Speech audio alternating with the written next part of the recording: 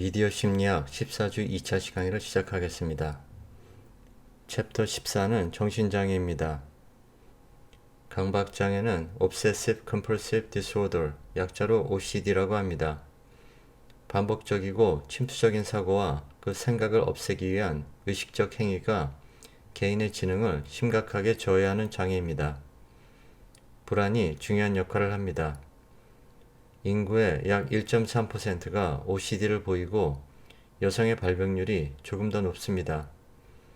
중간 정도의 유전도를 보입니다. 미상핵, 코데이트 뉴클리어스와 관련될 가능성이 있습니다. 손을 자주 씻는 것은 아주 좋은 습관이지만 강박장애가 있는 경우에는 손에 피가 날 때까지 문제일 수도 있습니다. 여기에서 강박장애를 그림으로 설명한 동영상을 보도록 하겠습니다. Double checking things is a pretty common human behavior. Like, did I shut the garage door? Better double check. How about locking the front door? Double check. Gas stove and oven off? Double check.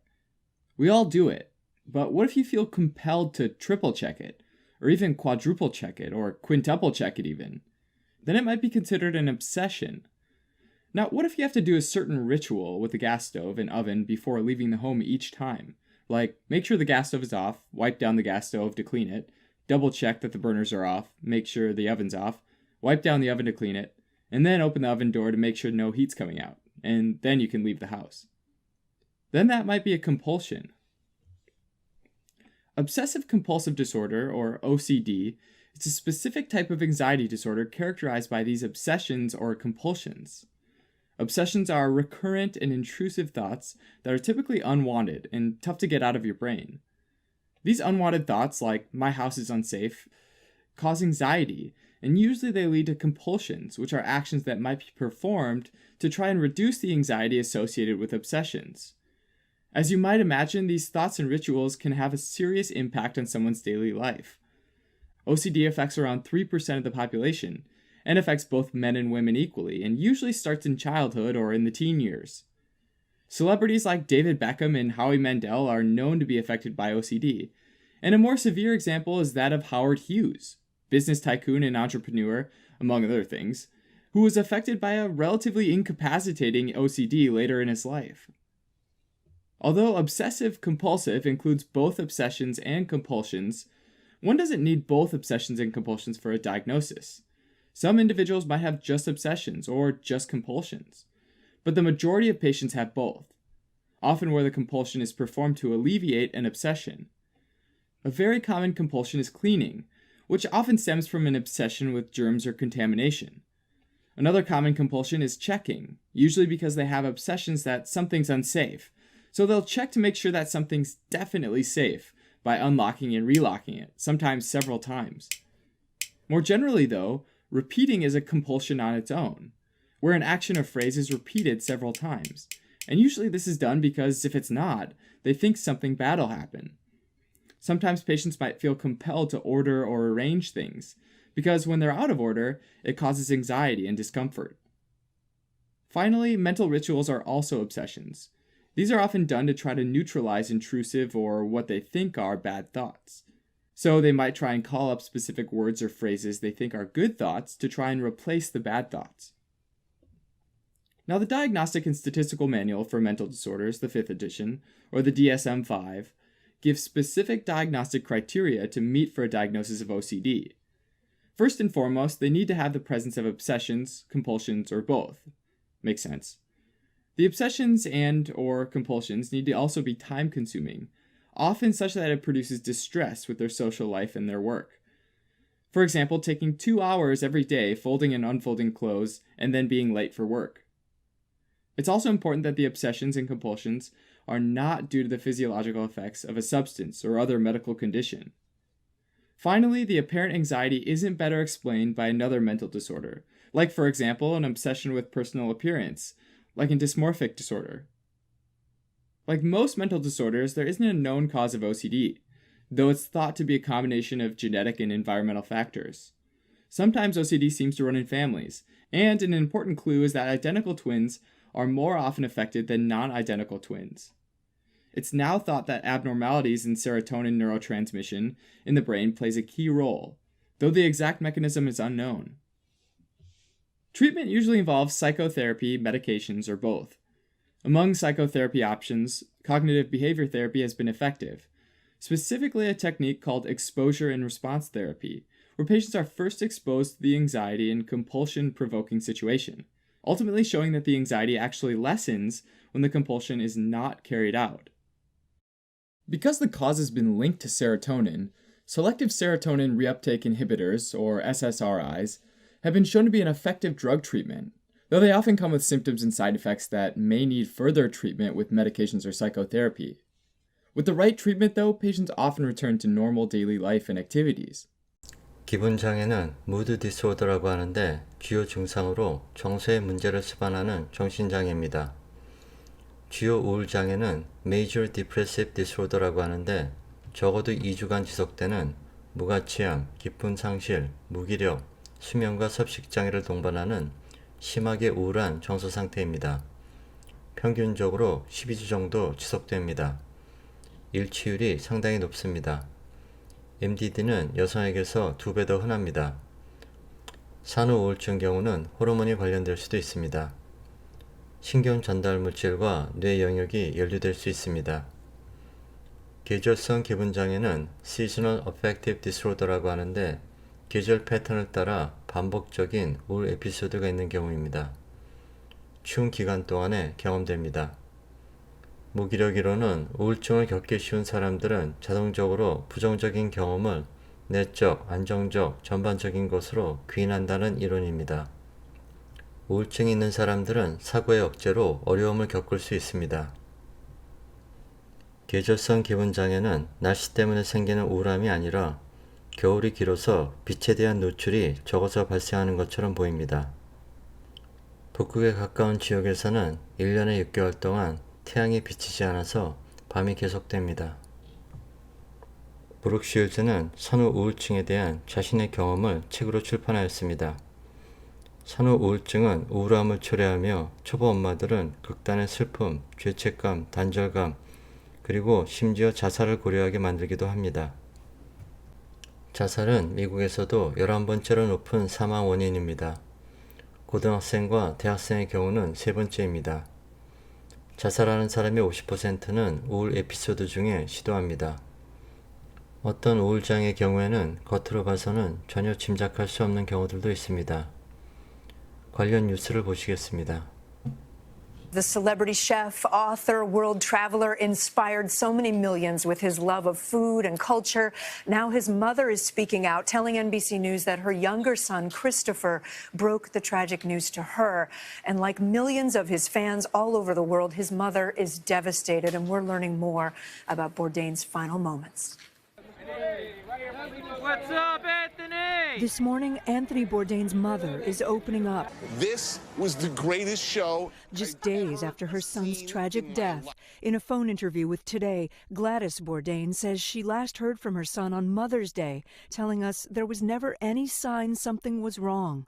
Heartbroken by his death by suicide, she described him as feisty and very talented, adding he should be remembered as a lover of people of all kinds. French police tell NBC News Bourdain was found unresponsive in his room at the Chambord Hotel, southwest of Strasbourg, early Friday morning.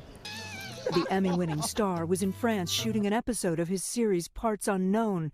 Just days before his death, Bourdain was active on social media, posting videos and Instagramming his meals in the French countryside. The New York Times reports Bourdain skipped dinner Thursday night and didn't show up for breakfast the next morning. We thought it was strange, a waiter told the Times. His friend was waiting at breakfast and waiting and waiting. Tell all your customers that. Bourdain's close friend, famed chef Eric Ripert, discovered him in his hotel room. In a statement to NBC News, Ripert called Bourdain inspiring and generous, one of the great storytellers of our time who connected with so many, adding, "I wish him peace." Another close friend, renowned chef Jacques Pepin, says Bourdain's influence was enormous. Tony, my friend, wherever you are, to you, I will never forget you. For colleagues at CNN, Bourdain's death is devastating. I was actually thinking about this about 2 months ago. That I looked at him as somebody who actually gave me hope for what one's life could become. Bourdain had talked openly about his struggles with drugs and depression. There was some dark genie inside me that I very much hesitate to call a disease that led me to dope. His former restaurant in New York is now a makeshift memorial as tributes pour in for the superstar chef and intrepid traveler who brought exotic cultures and his oversized personality into our homes. His mother says the person we saw on TV reflected who Bourdain was in real life, saying he didn't disguise anything. He was who he was, and it was out there for everyone to see. 다음은 우울장애를 그림으로 설명하는 동영상을 보도록 하겠습니다. You've probably come out of a particularly sad movie and said something like, "Man, that was depressing." In this case, you're talking about how, at that moment, the movie made you feel sad, discouraged, hopeless, or anxious. You probably wouldn't say something like, "Man, that movie was clinically depressing." The latter expression refers to a much different state of depression. Clinical depression, which is sometimes called major depressive disorder or unipolar depression, is a serious mental disorder that has a lifetime incidence of up to 20% in women and 12% in men, making it one of the most common reasons people seek out mental health services. That being said, as well as being relatively common, clinical depression is, in fact, very serious. It's so serious that it interferes with someone's day-to-day life, like working, studying, eating, and sleeping, essentially leading to this overall feeling that life isn't enjoyable. But what causes someone to feel this way? Well, we don't exactly know what specifically causes clinical depression, especially since it can be so different between patients. It's probably a combination of factors, though, like genetic factors, biological factors, environmental factors, and psychological factors. It's been shown that people with family members who have depression are 3 times more likely to have it themselves, and this link seems to increase with how closely related family members are. Biologically, though, most medications focus specifically on neurotransmitters. Neurotransmitters are signaling molecules in the brain that are released by one neuron and received by receptors of another neuron. When that happens, essentially a message is relayed from one neuron to the next. Regulation of how many of these neurotransmitters are being sent between neurons at any given time is thought to play a super important role in the development of symptoms of depression, since they're likely involved in regulating a lot of brain functions like mood, attention, sleep, appetite, and cognition.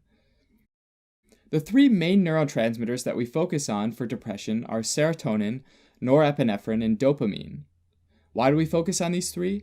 Well, because medications that cause there to be more of these neurotransmitters in the synaptic cleft, this space between the neurons, are shown to be effective antidepressants. And this finding led researchers to develop the monoamine deficiency theory, which says that the underlying basis of depression is low levels of serotonin, norepinephrine, or dopamine, which are all called monoamines because they have one amine group. Additionally, it's thought that each of these might have an impact on certain sets of symptoms with depression, like norepinephrine on anxiety or attention, or serotonin on obsessions and compulsions, or dopamine on attention, motivation, and pleasure. So if one of these is down, then that could lead to a set of specific symptoms being felt by the patient. Serotonin in particular is thought to be a major player. Some theories suggest it's even capable of regulating the other neurotransmitter systems, although evidence supporting this theory is still pretty limited. Some hard evidence implicating serotonin in depression has to do with tryptophan depletion, which is the amino acid the body uses to make serotonin. So if you take it away, you can't make as much serotonin, and it's been shown that when the body can't make as much serotonin, patients start getting symptoms of depression. So that's all well and good, but unfortunately, the reasons why serotonin or other neurotransmitters might be lost or decreased in depressed patients in the first place isn't well known, and research remains ongoing. Ultimately, development of depression is complicated, right? It involves these biological components in combination with the genetic components as well as environmental factors, which could be specific events like a death or a loss, or sexual and physical abuse. In order to diagnose clinical depression, patients must meet certain criteria that are outlined in the Diagnostic and Statistical Manual for Mental Disorders, the 5th edition.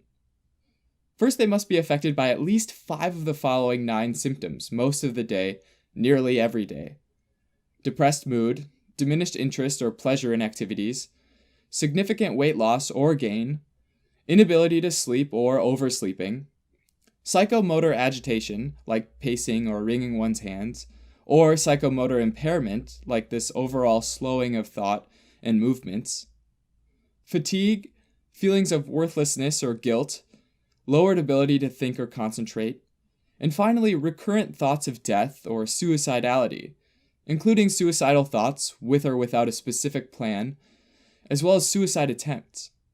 And these symptoms must cause significant distress to the patient's daily life. Also, the depressive episode can't be due to a substance or other medical condition. The symptoms can't be better explained by another mental disorder like schizoaffective disorder. And finally, the patient can't have had a manic or hypomanic episode at any point. Additionally, sometimes major depressive disorder can be divided into subtypes, or closely related conditions. Postpartum depression is a subtype that can happen following childbirth. Although studies have shown that in many cases, onset of depression occurs prior to childbirth as well. So it's now diagnosed as depressive disorder with peripartum onset. In other words, the onset happens during pregnancy or 4 weeks following delivery. It's not quite understood why this happens, although hormonal changes likely play a role, especially estrogen and progesterone. Also, though, an abrupt change in lifestyle might be an important causal factor, especially because this can happen in men as well as women. Atypical depression is another important subtype that's characterized by an improved mood when exposed to pleasurable or positive events, called mood reactivity. And this is in contrast to other subtypes like melancholic depression, even during what used to be pleasurable events. Also, atypical depression often includes symptoms like weight gain or increased appetite, oversleeping, heavy feeling limbs, also known as leaden paralysis, and rejection sensitivity, essentially feeling anxiety at the slightest evidence of rejection. Finally, dysthymia, now known as persistent depressive disorder, is sometimes used to describe milder symptoms of depression that happen over longer periods of time. Specifically, 2 or more years with 2 or more of the following symptoms: a change in appetite, a change in sleep, fatigue or low energy, reduced self-esteem, decreased concentration or difficulty making decisions, and feelings of hopelessness or pessimism. Knowing that so many factors are probably involved in depression, it can be a challenge to treat. Although, with the right treatment, 70 to 80% of patients with clinical depression can significantly reduce their symptoms. Treatment can come in many forms and are most commonly grouped into one of 2 major categories. 1, non-pharmacologic approaches, in other words, things other than medications, and 2, pharmacologic approaches, either a single medication or combinations of medications. Starting with the non-medication approach, a number of studies have shown the benefits of physical activity in helping with depression. There are various reasons why it's thought to work, ranging from the release of neurotransmitters, endorphins, and endocannabinoids, to raising the body temperature and relaxing tense muscles. Regardless of the exact mechanisms, data suggests that exercising for 20 minutes 3 times a week can help alleviate depression symptoms. There's also a lot of research exploring the relationship between diet and depression. And although there are no silver bullet foods, many experts suggest healthy eating habits, like more fruits and veggies. Beyond physical activity and healthy eating, which is more helpful for a number of reasons, another major non-pharmacologic approach is psychotherapy, or talk therapy, which is definitely preferred for young patients and for those with milder symptoms. There are a few popular approaches, including cognitive behavior therapy and interpersonal therapy, and the most important thing here is that these approaches depend heavily on the relationship between the patient and the therapist, as well as the clinical skills of the therapist. If patients have more severe depression, or mild depression for a longer period of time, then antidepressant medication might be prescribed along with the therapy. The most commonly prescribed medications are selective serotonin reuptake inhibitors, or SSRIs. In the synaptic cleft, after neurotransmitters get released, those neurotransmitters are normally reabsorbed.